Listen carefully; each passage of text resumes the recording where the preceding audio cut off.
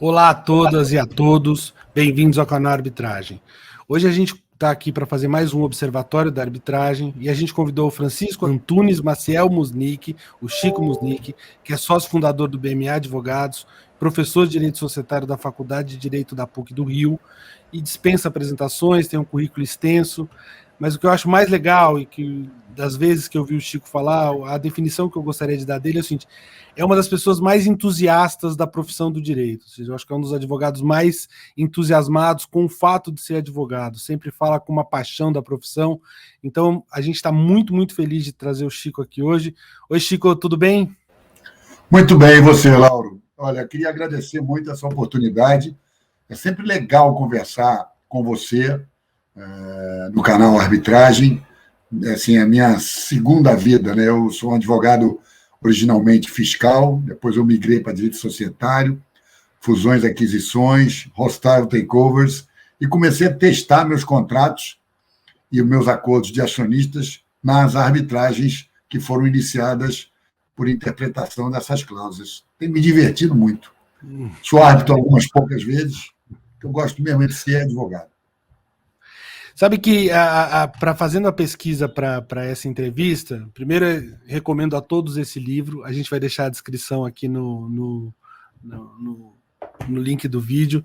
Eu não sou advogado, mas eu achei o livro interessantíssimo de ler, acho que vale para qualquer pessoa. O Chico disse que quem lê o livro vai querer ser advogado, mas quem já como eu, já tiver com a vida mais avançada, mas é muito, muito interessante. E aí, Chico, na linha da sua Meus carreira... amigos, Lauro, dizem que quem lê o livro 2 vezes quer ser engenheiro, tá? Quem lê o livro 2 vezes quer ser engenheiro, tá? Porque advogado que não sabe matemática é melhor ir para casa e ser dentista ou astronauta, alguma outra profissão, porque advogado não será. Não nessa área societária. Entendi. E aí, mais ou menos, você se formou em 76, né? E como que foi a sua escolha pelo direito? Eu li aqui no livro, e aí já vou emendar uma outra pergunta junto para você responder. E qual foi o seu primeiro contato com a arbitragem nessa carreira? Então, meu primeiro contato como advogado foi eu fui orador da minha turma no colégio, e as pessoas sempre confiaram em mim com a liderança, sempre confiaram em mim para fazer um bom julgamento, né? Eu sempre fui amigo dos meus amigos e sempre defendi princípios. Eu acho que o advogado tem muito isso, ele defende princípios, ele é leal, são coisas que eu acho que a profissão, claro que vai ter sempre exceções, mas a grandíssima maioria dos advogados é exemplar. E aí eu acho que foi muito fácil para mim, com essa facilidade que eu tenho de comunicar, uma pessoa expansiva, extrovertida, e pensar em fazer advocacia, né? E fui para a faculdade. Eu morava perto da PUC, só queria fazer na PUC, então só me inscrevi para a PUC. Então só fiz vestibular para a PUC. Passei para a PUC como eu queria e segui a carreira dessa maneira. Sempre um grande entusiasta. Eu tive excepcionais professores. Carlos Alberto Direito, meu professor de Direito Constitucional. Herbert Viana Chamum foi meu professor de Direitos Reais, de Direitos de Garantia, Direito das Coisas. O Joaquim Falcão foi meu professor de Introdução à Ciência do Direito. Eu matava a aula da graduação para assistir o professor Lamy na pós-graduação. Fiz todo o curso da pós-graduação autorizado por ele. Extraordinário. Depois, quando eu me formei, quando eu voltei dos Estados Unidos, que eu quis estudar nos Estados Unidos, eu fui escolhido para fazer parte de um curso de 8 alunos que foi dado pelo Bulhões Pedreira. Era um curso sobre imposto de renda e de direito societário, em 1981. E foi um curso extraordinário. Ele abria todos os arquivos dele, discutia as coisas mais incríveis. Cara, foi realmente bizarro a genialidade dessa figura. Assim. Não tem no Brasil, nem terá pessoas em direito societário iguais ao Alfredo Lamy Filho e o Bulhões Pedreira. Não existe. Então, meu sócio Paulo Aragão, meu sócio jovem Luiz Antônio, tem uma caminhada muito interessante, mas, assim, tirando esses, assim, que não tem nada a ver só com com ser muito erudito, ter lido todos os livros. Claro que isso é super importante, mas também a experiência de ter vivido. O grande advogado é essa mistura do cara estudioso, do cara que viveu, do cara que tem experiência acumulada, porque ele sabe como fazer diferente nas situações que exigem que ele atue de forma diferente. Entendi. E aí, nessa carreira, o primeiro contato seu com a arbitragem, porque lendo aqui eu vi que você tem relação com arbitragens super específicas, a questão do esporte e tudo mais, mas o seu primeiro contato foi como? Meu primeiro contato com a arbitragem foi um acordo de acionistas que foi colocado à prova, né? Acho que foi a primeira arbitragem que eu realmente me envolvi, em 2000 e tantos, que foi a briga que era originariamente a CSN e os fundos de pensão contra o Opportunity, pelo exercício de uma opção, e depois foi para o judiciário, a CSN foi substituída pela Bradespar. Isso, eu ganhei a arbitragem tumultuada, mas assim, uma tese super tranquila, né? E muita força do outro lado para virar, foram ao judiciário, só levaram o chumbo e finalmente conseguimos ganhar. Eu tenho muito medo no Brasil do que está um pouco acontecendo com a arbitragem. A arbitragem está virando uma pré-instância para depois você discutir tudo isso nas instâncias, anular laudos, fazer uma série de coisas quando você tem um resultado que te é desfavorável. Eu não estou nem falando quando os árbitros não estudam direito as questões ou tecnicamente apresentam uma defesa deficiente, uma decisão deficiente, que não aborda todos os temas, que não enfrenta os problemas colocados. Eu não estou nem falando disso, estou falando da moda que tem isso aí. A gente precisa olhar isso com muita atenção, porque se isso começar a vingar, perdeu, tenta anular, acabou a arbitragem no Brasil. Acabou, certamente acabou. E aí, a partir desse caso, outros casos eu tive como advogado, e depois eu fui nomeado um dia para ser árbitro.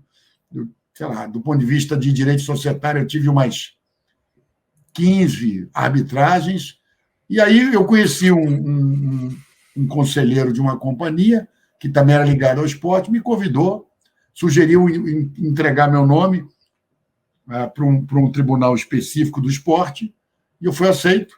Eu sou, há muitos anos, desde 2008, se não me engano, membro do Court of Arbitration for Sports, e tem vários casos, é um pedaço pequeno da minha profissão, mas que eu me divirto muito.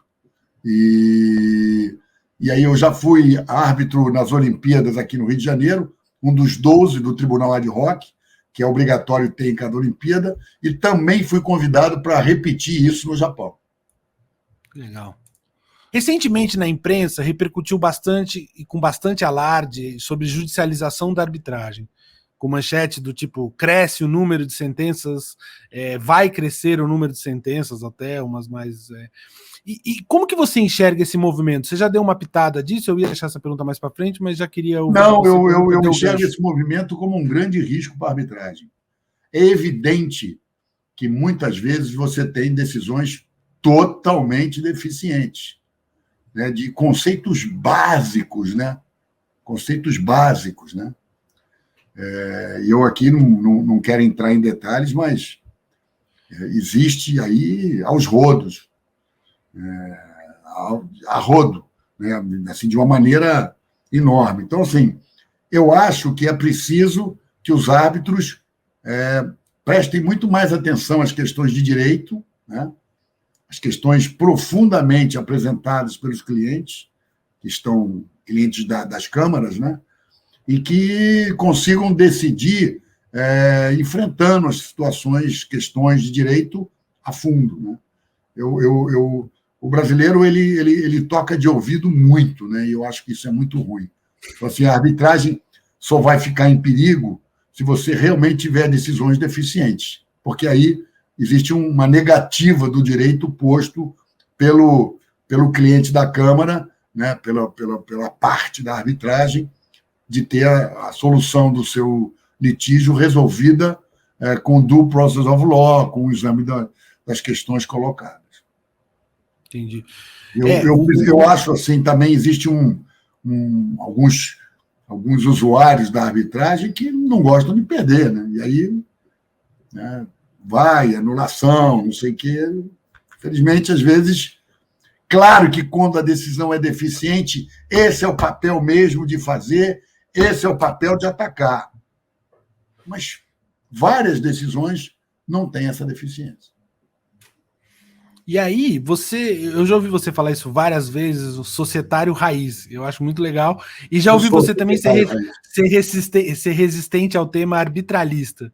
E aí eu queria entender o que se deve essa sua resistência, e eu acho que tem a ver com com esse seu caminho mesmo do societário para arbitragem, de como você enxerga a arbitragem. Eu nunca larguei o societário, a arbitragem para mim é uma consequência do teste que eu faço dos meus contratos quando eles são questionados. Então, assim, eu nunca larguei o direito societário e eu acho que isso até me dá uma vantagem, porque eu conheço as circunstâncias que aquilo foi feito e conheço o que foi alcançado, a interpretação daqueles contratos. Eu acho que isso me dá uma vantagem. Eu não acho que a gente deva brigar só por brigar, né? Assim, eu não tenho essa cabeça processual. E o arbitralista, para mim, assim, não adianta o cara saber todas as regras de todas as câmaras, muito bem, etc.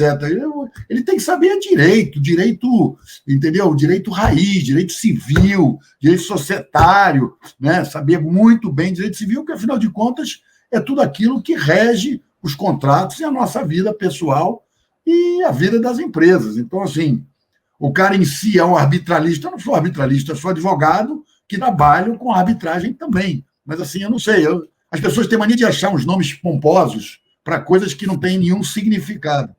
Advogado de arbitragem. E agora tem um movimento que querem que os árbitros só possam ser árbitros. Nós estamos voltando para o Poder Judiciário. A grande vantagem da arbitragem é exatamente o árbitro ter tido uma experiência como advogado, ter entendido aquelas questões, ter militado naquela área. Se acabarem com isso, vão acabar com a arbitragem, porque ela vai tirar, né? Tá bom, de repente é um caminho. A gente cria cortes especiais, né, para dirimir questões de direito societário, com juízes efetivamente treinados em direito societário, sei lá, tem que ter pelo menos 10 anos de experiência, aí sim, de repente a gente faz uma corte de Delaware, ou o mesmo conceito de uma corte de Delaware no Brasil. Mas aí poderia ser algo optativo, né? Você tem as duas opções, a arbitragem... Se você proibir os árbitros de advogarem, você destruiu aquilo que te faz ter a liberdade de escolher uma pessoa com base na experiência acumulada que ela tem. Isso é ruim, na minha opinião, pessoal. E aí, um outro tema que é polêmico, e a gente tem feito uma série de entrevistas aqui com partes. O André Abud, até do seu sócio, participou de uma. Brilhante advogado, cara. Brilhante. Muito bom. E a gente, conversando com as partes, a gente escuta coisas que tem feito todo mundo pensar um pouco. Uma delas é sobre o sigilo. E a gente ouviu de uma das partes que falou claramente, olha, eu escuto muito se falar sobre o sigilo na arbitragem em nome da parte. É bom para a parte. Mas eu, parte, gostaria de saber mais das sentenças, suprimidas as questões, claro, tal, mas ter um panorama. Você acha que esse sigilo ele é prejudicial e que existe uma tendência para cada vez esse sigilo cair um pouco, guardando as questões sensíveis, claro, mas assim, a gente tem um histórico de sentença, alguma coisa nesse sentido? Vamos fazer um paralelo com o mesmo caso no judiciário. Tirando vários advogados que se valem do segredo de justiça para fazer uma malandragem com você e te obstar acesso aos autos do processo, os processos são públicos. E eu acho até que você devia começar a colocar dentro das cláusulas arbitrais que elas vão ser públicas. Porque a Câmara não tem como dizer, é privada porque eu decidi que é, não. A parte pode overrule o que está previsto no regulamento da Câmara. Então, assim, a arbitragem é para a parte. Se a parte acha que tem que ter, não tem que ter confidencialidade, vamos respeitar a parte. É a mesma discussão das listas fechadas das câmaras, né? Por que o presidente tem que ser da Câmara? Aquilo vira um country club. Na verdade, a gente quer ter a liberdade, né, de escolher quem são os árbitros. Isso está dentro da autonomia privada, isso é bom para a arbitragem. E uma coisa muito interessante, na minha opinião, é o seguinte: eu sou a favor da publicidade também, por uma questão de que você precisa divulgar o repertório da jurisprudência. Porque se as pessoas souberem o que diz a jurisprudência, talvez elas não entrem em arbitragens, talvez elas sigam o exemplo que aquele precedente deu. Eu acho que ajuda muito, né, você, vamos dizer assim, conhecer a mente desse segmento do direito que a gente resolveu chamar de arbitragem, que, na verdade, é uma forma de resolução de disputas fora do poder judiciário, da jurisdição estatal. Então, assim, eu acho importante, sim. Companhia aberta, a CVM tem essa visão, né? Acho que é super importante, e acho que é isso. Por exemplo, no meu tribunal, o CAIS, ele publica jurisprudência, ele tem jurisprudência publicada. Então, assim, eu acho que é super importante. E isso é a maneira que você tem de melhorar a qualidade do seu julgamento. Que, se você conhecer os casos e entender por que um decidiu assim e outro não, você vai melhorar a maneira de perceber o caso do seu cliente e poder advogar para ele, ou ser um árbitro e entender melhor o caso para julgar. Eu ouvi até de alguém que o fato do sigilo deixa muita sentença ruim escondida, né? Tipo, ninguém nunca vai saber. Com essa sua experiência mais vasta, ou seja, e você é um contador de histórias excelente, tem alguma arbitragem mais inusitada que você vivenciou, para a gente até fazer uma coisa mais que você possa contar aqui? Cara, tem uma história comigo muito engraçada. Tinha uma advogada de um escritório e era essa mesma arbitragem, era uma arbitragem quanto o meu querido amigo Marcelo Ferro e o Alberto Olhanzi Bragança, ele pelo Bradesco e o Marcelo pelo fundo de pensão. E aí, lá pelas tantas, tinha uma advogada de um escritório, sei lá, que a gente deu algum tipo de bronca porque não trouxe o documento que tinha que trazer, pediu para exibir e não exibiu o documento certo e tudo. Aí deu aquela confusão, e lá pelas tantas, eu fui lá e comprei um buquê de flores, entregamos, todo mundo riu, foi uma alegria. Tem lados engraçados de arbitragem, né? Lados muito engraçados de arbitragem, mas às vezes o pau quebra mesmo e é normal. É normal. A gente, né, eu com o Marcelo Trindade já tive várias brigas e ele é meu amigo e querido. Então, assim, faz parte. Não tem como a gente... às vezes a bola é dividida, o cara entrou um pouco mais duro, mas foi na bola, mas é duro, então acontece, não tem jeito. E olha, vou dizer uma coisa para você. Faz parte da profissão do advogado, quando ele está na profissão do litígio, seja o litígio na negociação de um M&A, seja o litígio numa arbitragem ou na jurisdição estatal, numa audiência, isso é normal, porque são interesses contrapostos que você quer ganhar e o outro lado também quer ganhar. Então, é isso aí. O que é importante, Lauro, é jogar na bola. O importante é ser honesto, fair, jogar dentro da regra, não ter... né? Eu sou um crítico, né? Eu acho, por exemplo, que os despachos de qualquer um no Poder Judiciário devia ser sempre as duas partes. E a outra parte poder rebater ou dizer e tal. É isso. Isso é o princípio do fair, né? Fair para os dois lados. Né? Então, assim, são histórias engraçadas, né? Que mais? Eu tive uma história que um árbitro demorou quase um ano e a correção monetária correndo para corrigir uma sentença. O cliente era um árbitro muito bom, o cliente ficou injuriado, mas, graças a Deus, não teve nenhuma consequência. Mas demorou um ano para corrigir uma sentença que foi revista umas 2, 3 vezes pela CCI. Então, assim, acontece muito. Entendi. E aí, voltando mais para a sua carreira, você é um advogado, enfim, dos mais admirados, e a gente enxerga esse tipo de perfil em escritórios mais boutique. E você é sócio de um escritório bem grande e também super do top list de todas as listas, em várias áreas de atuação. E como é que funciona isso? Você acha... Porque não é tão comum assim, ou seja, ter um cara tão destacado num escritório tão destacado. Isso é fácil para você ou você acha que isso ajuda ou atrapalha? É a pergunta. Assim, eu vou te dizer, o BMA é minha vida, né? Então, assim, o BMA começou do zero. Eu tinha trabalhado 20 anos num outro escritório que era familiar. A gente procurou fazer uma organização que tivesse por objetivo a perenidade, né? Que fosse uma organização democrática. Todo escritório tem defeitos, é verdade, mas a gente tem grandes nomes no escritório e, apesar do tamanho do escritório, a gente tem muita reputação. O próprio Luiz Antônio Campos, o Totonho, tremendo advogado. Paulo Aragão, tremendo advogado. E tem outros, Camila Goldberg, a Mia Bocaiúva. O escritório tem gente muito famosa que dá aula, que participa de palestra, de seminário, que tem uma exposição pública. Então, assim, eu não vejo que tenha qualquer tipo de colidência. Para mim é tranquilo, tá certo? Eu sou o BMA e o BMA sou eu. Aqui no meu DNA, eu tenho 100% DNA de BMA. E, assim, o meu objetivo no longo prazo, o Lauro, é formar uma enorme quantidade de grandes profissionais com DNA do BMA, porque a gente é diferenciado. Muito bem, legal.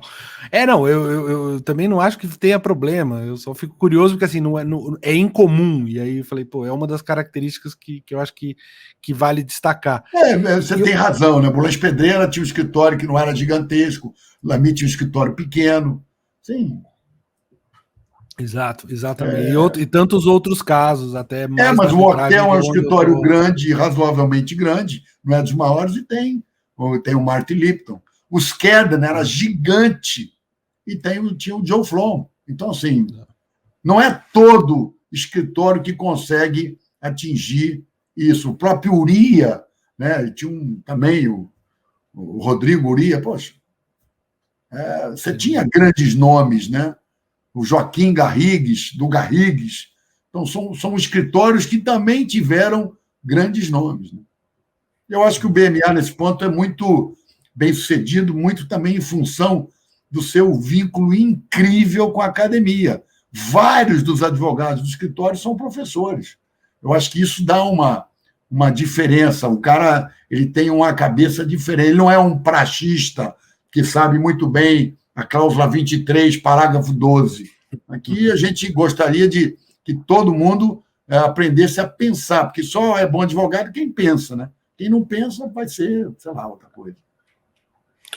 E aí, uma outra coisa que eu vejo se você falar faz tempo já, em uma entrevista até de 2016 que eu assisti, você meio que previa tudo que aconteceu na pandemia, tipo assim, como que ia ser as interações. Falou, o vídeo já tá aí e tal, e não sei o quê, numa época que isso ainda não era tão óbvio assim. E tem uma mística que o advogado, o fim do advogado, que a tecnologia vai acabar com o advogado, alguns até falam na extinção do advogado, alguns autores e tal. E como que você enxerga, e você é um cara super antenado em tecnologia e tal, e consegue enxergar onde ela se encaixa e tal, como que você acha que o advogado e a tecnologia vão conviver daqui para frente? Você acha que aumenta o protagonismo do advogado, a tecnologia, ou você acha que de alguma forma ela atrapalha? Ô, Laura, essa pergunta é espetacular. Eu vou me dedicar aqui a responder a você com muita precisão. Né? Primeiro, eu acho que a tecnologia vai matar aquilo que é feito, que é standard. Né? É como se fosse uma coisa igual para todos. Né? Nem é, mas o mercado trata como se fosse igual para todos. O que vai acontecer com isso é que os escritórios vão precisar daquele talento adicional que eles não necessariamente têm. E o cliente, nessa pandemia, viu de uma maneira muito concreta a diferença que faz a senioridade. Porque o cara não podia mais mandar o bagrinho para fazer aquilo ali ou aquilo outro ali, ele tinha que aparecer e dar a contribuição dele. E aí acabou esse negócio, o fenômeno da multiplicação dos pães acabou. O cara tinha que sair da toca e realmente advogar para o cliente dele.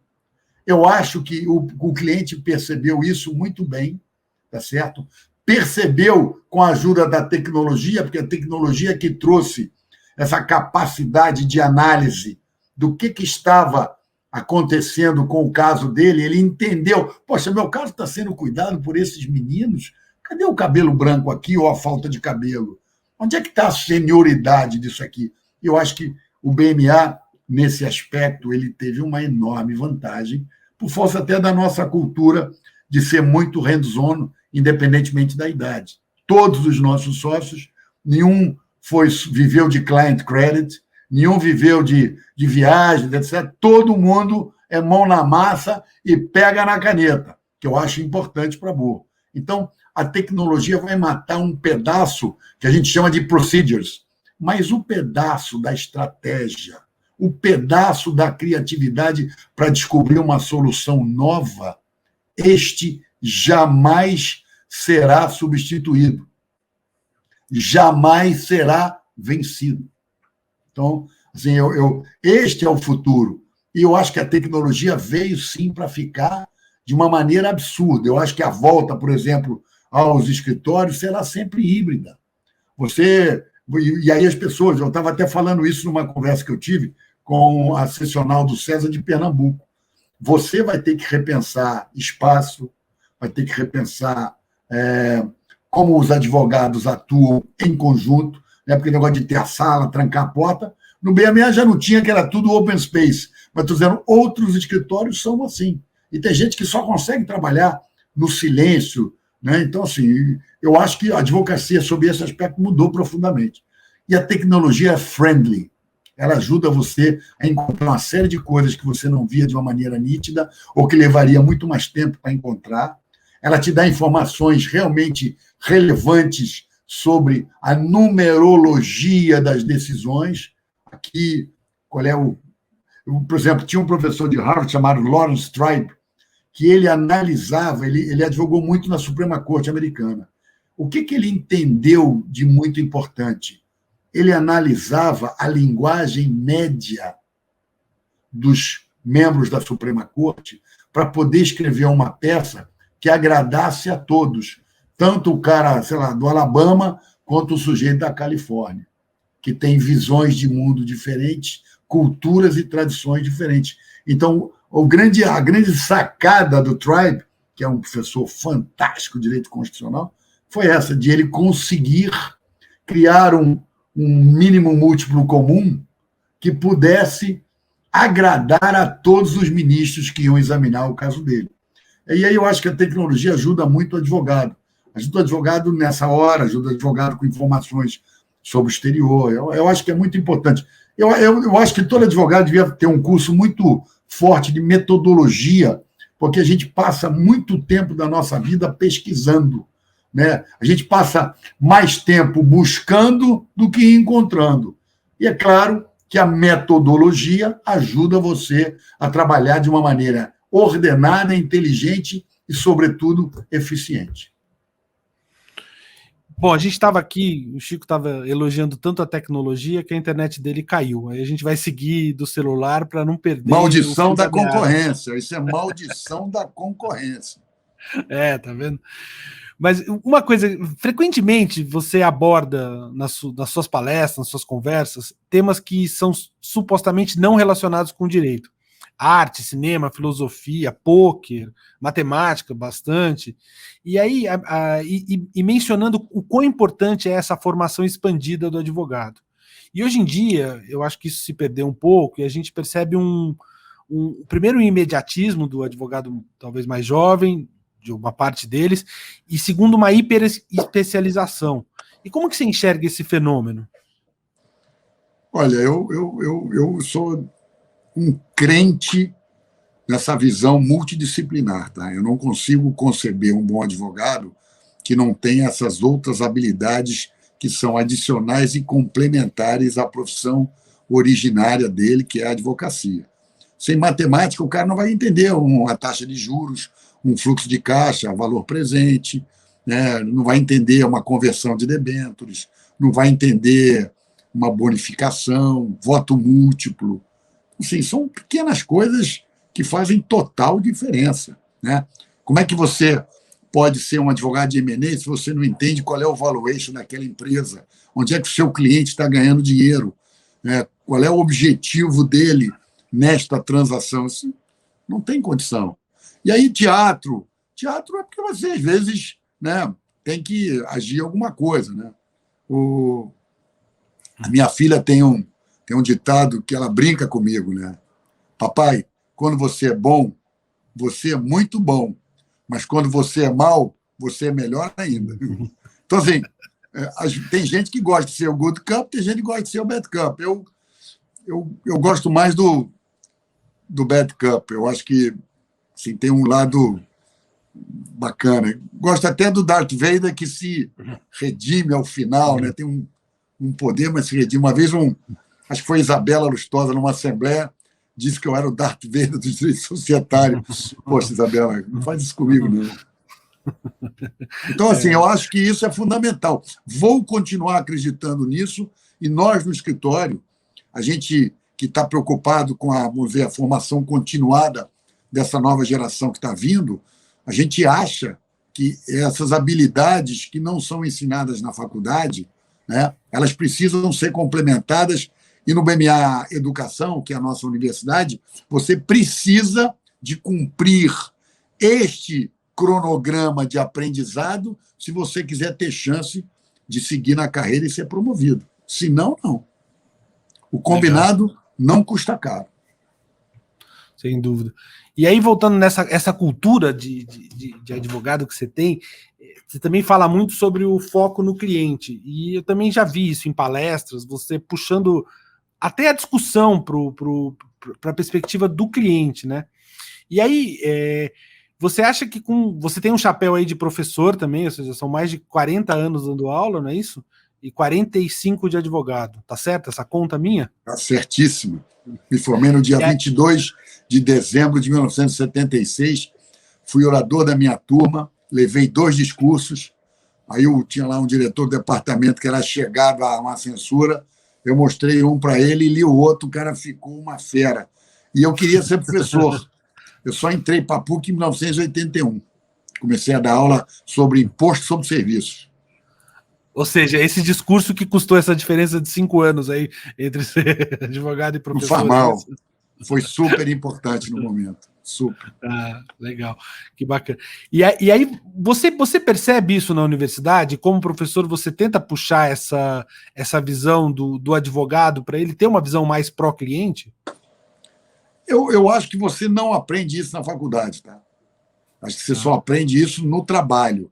Quer dizer, essa é a grande diferença entre vamos dizer, o Brasil e os Estados Unidos. Aqui no Brasil, a faculdade é quase um pedágio para você poder trabalhar como advogado, porque é no on the job é que você vai aprender, trabalhando que você vai aprender. Nos Estados Unidos, a faculdade vai te dar todo o fundamento e a premissa que aqui no Brasil é ensinado, na minha opinião, data vênia, para usar uma expressão que todo mundo gosta, né, de uma maneira superficial. Quer dizer, tem alguns muito bons professores, mas tem muitos que são ruins.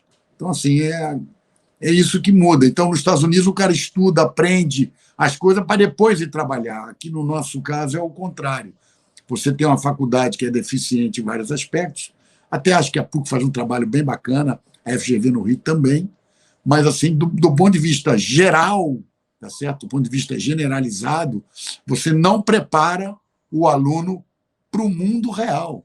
E eu acho que na minha aula de Direito Societário 2, que eu dou 11 temas, eu procuro, através de problemas e discussões, mostrar ao aluno o mundo real, né?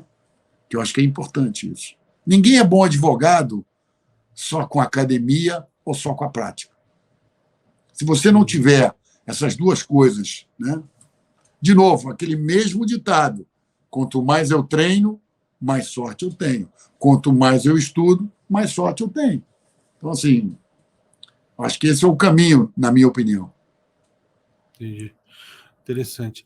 E aí, tentando, de novo, eu vou falar do livro aqui do Chico, a gente vai deixar o link comprem aqui. Esse livro, porque eu quero viver de direito autoral quando me aposentar. Então, vocês vão estar me ajudando, né? Eu acho que é uma maneira gentil de retribuir esta live, inclusive. Tá aqui, ó. Vamos deixar assim, a gente vai deixar o link lá. E essa é a segunda edição. Você ela sabe tem que essa foto não é minha, tá? Essa é uma foto do Brad Pitt, um pouco mais velho, que as pessoas colocaram nessa capa para poder vender um pouco mais. E foi um sucesso, porque eu já vendi mais de 22 mil livros. É aquele aplicativo que envelhece as pessoas, né? Exatamente. Mas nesse livro, e essa é a segunda edição, que tem o prefácio da professora Judite, e o que eu li o livro, não sou advogado, e segundo o Chico, se você ler duas vezes, você fica com vontade de virar engenheiro. Eu gostei, as dicas são boas, tem algumas que são muito específicas para quem é advogado, e de fato me interessa como um antropólogo de advogados, que eu acho que é o que eu sou no final das contas. Interessante essa colocação.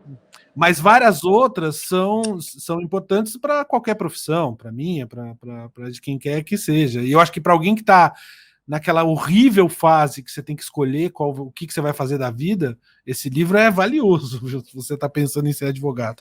Eu acho até que ele serve para outras profissões além da advocacia, tá? Não, e serve para você escolher, que seja escolher não ser advogado, falar, não, realmente não, se é isso aqui, não é isso que eu quero mesmo. Entendeu?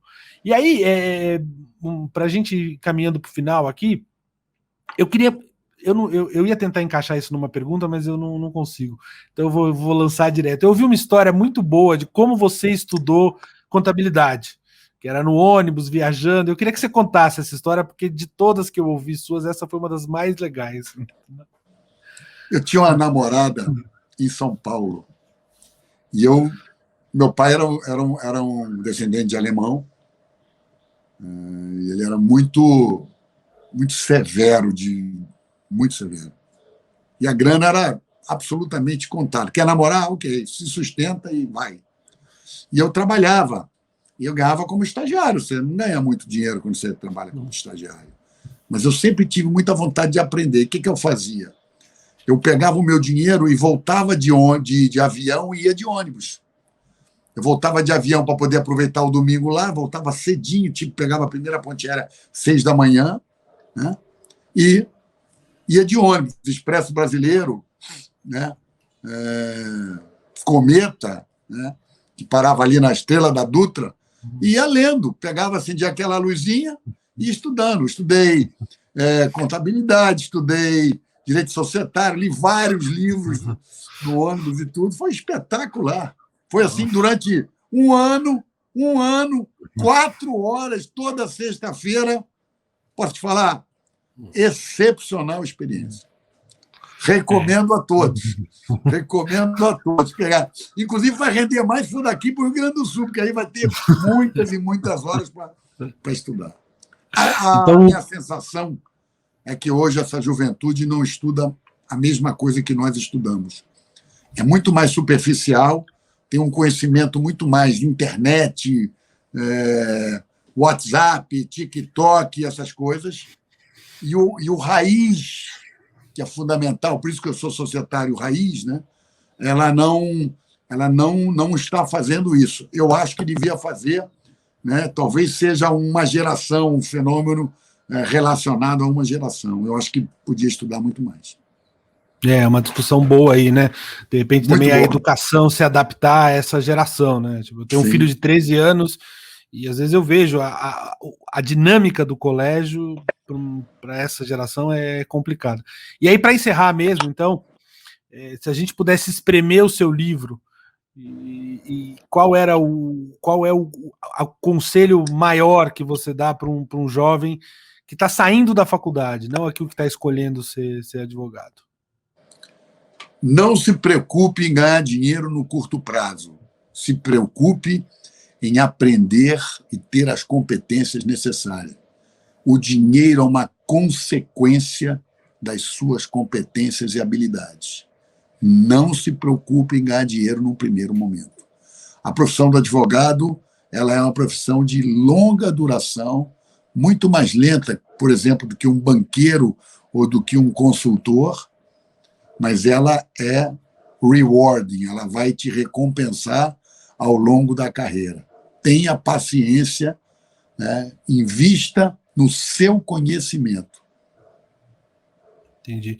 E, não, e por último, aquela não era a última, eu esqueci da mais importante aqui pra gente do canal Arbitragem, é o seguinte, o que você enxerga para o futuro da arbitragem? Ou seja, tanto as ameaças quanto o que você vê daqui para frente?